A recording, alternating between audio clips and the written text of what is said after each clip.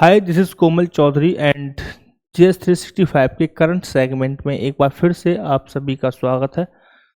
ये बात मेरे को बताने की कोई ज़रूरत नहीं है कि करंट अफेयर्स का आपके एग्ज़ाम में कितना इम्पोर्टेंस है। आप सभी को पहले से ये बात पता है और मैं भी कई बार रिपीट कर चुका हूँ।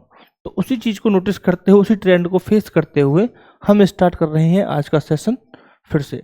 तो आप सभी का फिर से स्वागत है। भारत माता की जय बोलते हुए स्टार्ट करेंगे फर्स्ट न्यूज़ के साथ। और फर्स्ट न्यूज़ है हमारी कि आयुष सुरक्षा पोर्टल लॉन्च किया गया है। आयुष सुरक्षा पोर्टल लॉन्च किया गया है। ठीक है साहब, सबसे पहले मुझे बताएंगे कि आयुष सुरक्षा पोर्टल कब लॉन्च हुआ है। तो इसे लॉन्च किया गया था 30 मई 2025 को। कहाँ पे लॉन्च किया गया है? लोकेशन की अगर मैं बात करूँ, स्पेसिफिक लोकेशन, तो नई दिल्ली और आयुष भवन में इसे लॉन्च किया गया था। इसका उद्देश्य क्या था? बेसिकली इसका उद्देश्य था कि जो झूठे विज्ञापन हम देखते हैं, ठीक है, झूठे दावे करती हैं कंपनियां, उन सब से निपटना इसका उद्देश्य है। ठीक है, नेक्स्ट पॉइंट में आ रहा हूँ। अगर हम बात करें आयुष दवाओं को लेकर, उनका जो हानिकारक प्रभाव होता है उस पर निगरानी रखेगा ये portal.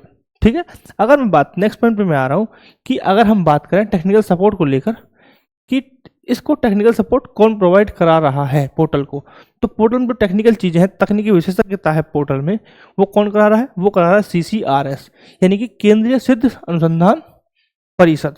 Right, clear point.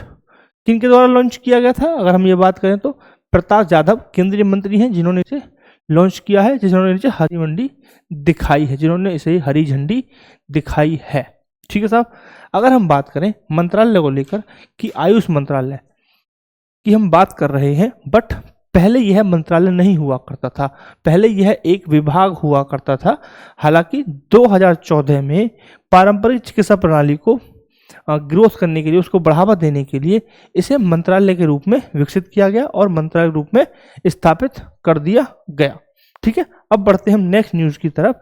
Next news है हमारा global Indian of the year award.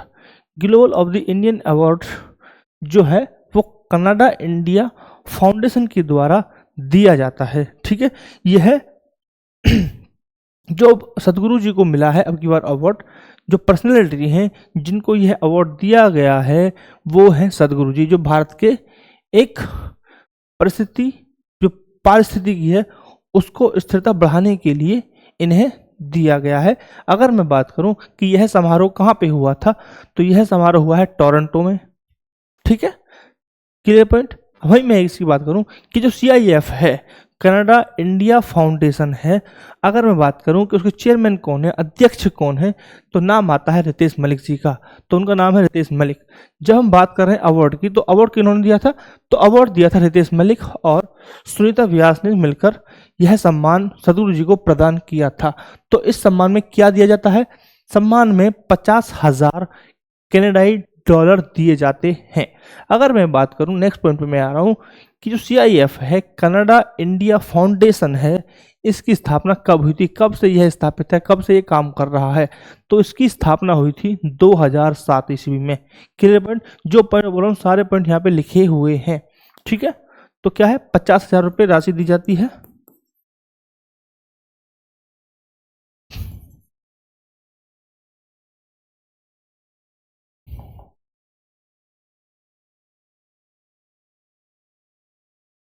कनाडाई डॉलर। ठीक है, क्लियर है पॉइंट। अब बढ़ते हैं हम नेक्स्ट न्यूज की तरफ। नेक्स्ट न्यूज है हमारी कि कोलकाता में पहला अनुसंधान संचालित निजी विश्वविद्यालय में से एक है। तो एक विश्वविद्यालय है TCG CHREST, जिसे शिक्षा मंत्रालय ने ड्रीम टू बी यूनिवर्सिटी का दर्जा दिया है। क्या दिया है? ड्रीम टू बी यूनिवर्सिटी का स्टेटस दे दिया है, दर्जा दे दिया है। यह कहाँ पड़ता है? यह कोलकाता में पड़ता है। और यह संस्थान है, यह अनुसंधान आधारित संस्थान है, यानी कि रिसर्च बेस्ड यह संस्थान है, अनुसंधान आधारित संस्थान है।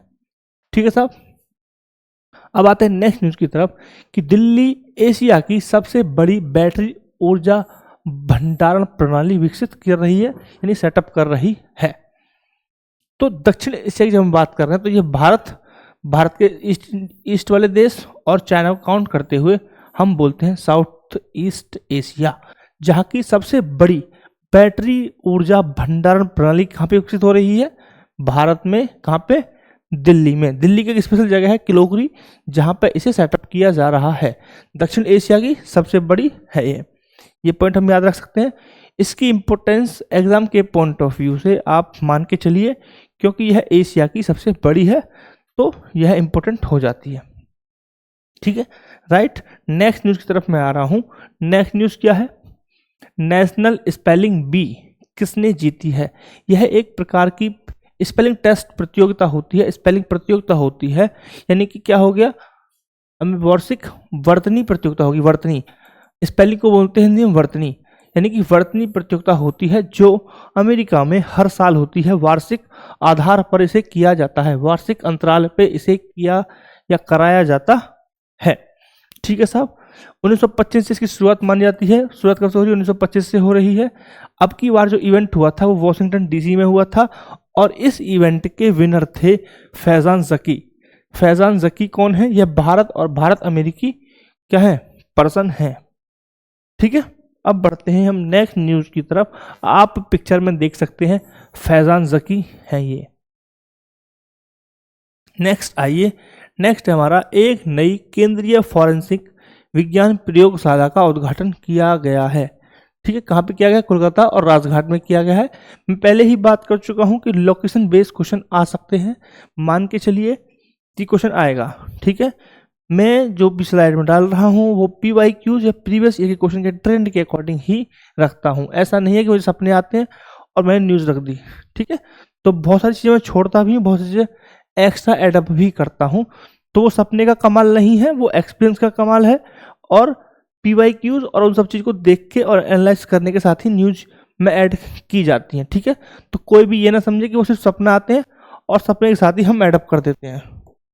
ठीक, अब बढ़ते हैं हम नेक्स्ट न्यूज़ की तरफ। तो नेक्स्ट न्यूज़ हमारा है कि मिस वर्ल्ड का खिताब अभी 2025 में इवेंट हुआ है। कौन सा इवेंट था? 72वां इवेंट था। कहाँ पे हो रहा है ये? कहाँ पे हुआ है? हैदराबाद में हुआ है। भारत ने 6 बार इस इवेंट को जीता है। 6 बार भारत इस इवेंट में विजयी रहा है। आखिरी बार 2017 में भारत ने यह इवेंट जीता था, जब मानुषी छिल्लर को मिस वर्ल्ड का टाइटल दिया गया था। बट 2025 की मैं बात करूं तो 2025 में जो विनर रही हैं वो रही हैं ओपल सुचाता। ओपल सुचाता कहाँ की नागरिक हैं? कहाँ की हैं वो? कहाँ से उनका ओरिजिन है? तो वो है थाईलैंड से। ठीक है, उन्होंने जिस पर्सन को, जिस कैंडिडेट को हराया है, उनका नाम है हैसेट। तो उपविजेता के रूप में हम जब देखते हैं तो उपविजेता थी हैसेट, जो कि इथोपिया की नागरिक हैं। ठीक है, तो ये था हमारा इस न्यूज़ से संबंधित आर्टिकल। अब बढ़ते हैं हम नेक्स्ट आर्टिकल की तरफ, जो है विश्व दुग्ध दिवस। सबसे पहले हमको पता होना चाहिए कि विश्व दुग्ध दिवस कब मनाया जाता है। तो डेट आती है 1 जून की, यानी कि 1 जून को विश्व दुग्ध दिवस मनाया जाता है। मैंने पहले भी बात की है, कई बार हमने बात की है इस चीज़ को लेकर कि जब भी कोई ऐसा इवेंट होता है तो उस इवेंट की थीम बहुत इंपॉर्टेंट हो जाती है और थीम बेस्ड क्वेश्चंस आ जाते हैं। तो हम थीम बेस्ड क्वेश्चंस को स्किप नहीं करेंगे। तो इस इवेंट की थीम थी let's celebrate the power of the dairy. ठीक है, बहुत ही सिंपल थी, जुड़ाव महसूस करते हैं आप जब पढ़ते हैं ऐसी। ठीक है, तो let's celebrate the power of the dairy theme किसकी है? 2025 विश्व दुग्ध दिवस की यह थीम थी। एक सुंदर फैक्ट मैंने बताया था कि भारत 1998 से ही दूध का सबसे बड़ा उत्पादक रहा है। ठीक है, ये सुंदर फैक्ट है। मैंने स्टार मार्क करा हुआ है बोर्ड पर, जो आपको दिख रहा होगा कि यह कब से स्टार्ट हुआ है मनाना। यह आप गूगल करेंगे, कमेंट सेक्शन में आंसर देंगे। मैं हर रोज 1-2 क्वेश्चन डालता हूं जो आप कमेंट सेक्शन में आपको डालना है। ठीक है, जो फॉलो कर रहे हैं वो डालेंगे, जो नहीं कर रहे हैं वो मत डालो। ठीक है, कोई प्रेशर नहीं है। नेक्स्ट पे चलते हैं। नेक्स्ट न्यूज़ है हमारा विश्व अभिभावक दिवस। तो यह भी 1 जून को ही मनाया जाता है। ठीक है साहब, क्लियर। तो 9 दिसंबर, पहले थोड़ा इतिहास से इसको समझते हैं कि 9 दिसंबर 1989 ईस्वी में 9 दिसंबर 1989 में क्या हुआ था कि संयुक्त राष्ट्र महासभा ने 1994 ईस्वी को अंतर्राष्ट्रीय वर्ष घोषित कर दिया था। तो यूएन ने क्या किया था, यूएन ने 1994 को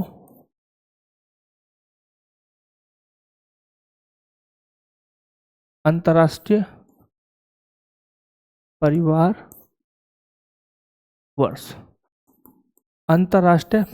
वर्ष घोषित कर दिया था। अंतर्राष्ट्रीय परिवार वर्ष घोषित कर दिया था।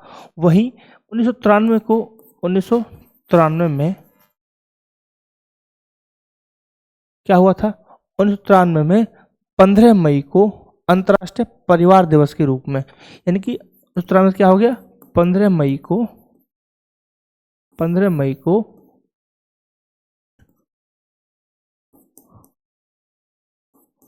अंतर्राष्ट्रीय परिवार दिवस के रूप में घोषित किया। ठीक है साहब, घोषित कर दिया है, परिवार दिवस के रूप में मनाया जाएगा। ठीक है, और 2012 में 1 जून को, यानी कि ये जो है स्टेटस, ये कब से स्टार्ट हुआ है, 2012 से स्टार्ट हुआ है। कब से, 2012 से। ठीक है, 2012 से स्टार्ट हुआ है, किसके द्वारा, संयुक्त राष्ट्र महासभा। ठीक है, संयुक्त राष्ट्र महासभा लिख देते हैं यहाँ पे भी, संयुक्त राष्ट्र महासभा के द्वारा ही किया गया है, तो यूएन महासभा।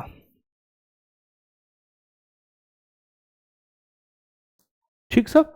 दूसरा, अब मैं फिर से बोल रहा हूँ कि थीम क्या है इस इवेंट की, थीम क्या है इस इवेंट की, एक सेकंड है ना, लैपटॉप की बैटरी गई भाई। रेजिंग पेरेंट्स थीम क्या है,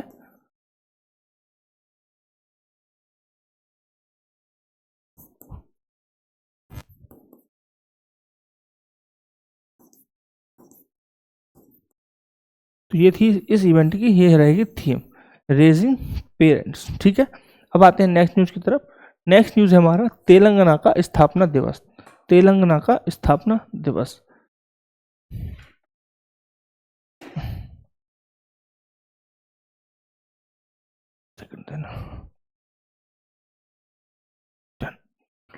तेलंगाना का स्थापना दिवस के बारे में बात करेंगे। तो तेलंगाना का स्थापना दिवस कब मनाया जाता है, 2 जून को मनाया जाता है। कब मनाया जाता है, 2 जून को मनाया जाता है तेलंगाना का स्थापना दिवस। ठीक है, तो ये रहा है आपका तेलंगाना पार्ट। ठीक है, आप इसके आसपास के स्टेट्स देखेंगे कि आसपास के कौन कौन से स्टेट इससे जुड़े हुए हैं, ये आपका काम रहेगा। ठीक है, अब बढ़ते हैं तेलंगाना की तरफ। तो तेलंगाना कब बना था जी, तो तेलंगाना भारत के 28वें राज्य के रूप में अस्तित्व में आया था। 28वें राज्य के रूप में अस्तित्व में आया था।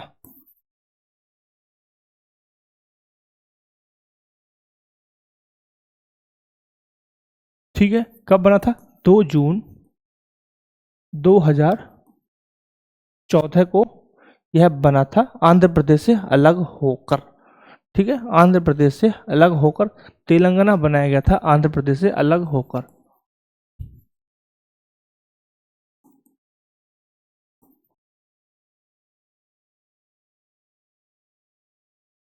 ठीक है, तो इतिहास की मैं बताऊं तो 1 नवंबर 1956 में तेलंगाना का विलय हुआ था आंध्र प्रदेश में। ठीक है, जब आंध्र प्रदेश का गठन हुआ था तब 1 नवंबर 1956 में तेलंगाना वाला पार्ट भी आंध्र प्रदेश का हिस्सा ही बना दिया गया था। ठीक है, हालांकि 2 जून 2014 में क्या हुआ है, 28वें राज्य के रूप में तेलंगाना अस्तित्व में आ गया है। ठीक, ये थी न्यूज आज की। नेक्स्ट बढ़ते हैं हम, वर्ल्ड साइकिल डे, विश्व साइकिल दिवस। तो विश्व साइकिल दिवस कब मनाया जाता है बताइए, यह मनाया जाता है 3 जून को। कब मनाया जाएगा, 3 जून को यह मनाया जाएगा। कब मनाया जाएगा, 3 जून को, 3 जून को मनाया जाएगा। ठीक है, तो कब से मनाया जा रहा है, यह मनाया जा रहा है 2018 से। कब से स्टार्ट हुआ साहब, 2018 से शुरुआत हुई है इसकी। किसने की है शुरुआत, किसने की है इसकी शुरुआत, की है संयुक्त राष्ट्र ने द्वारा,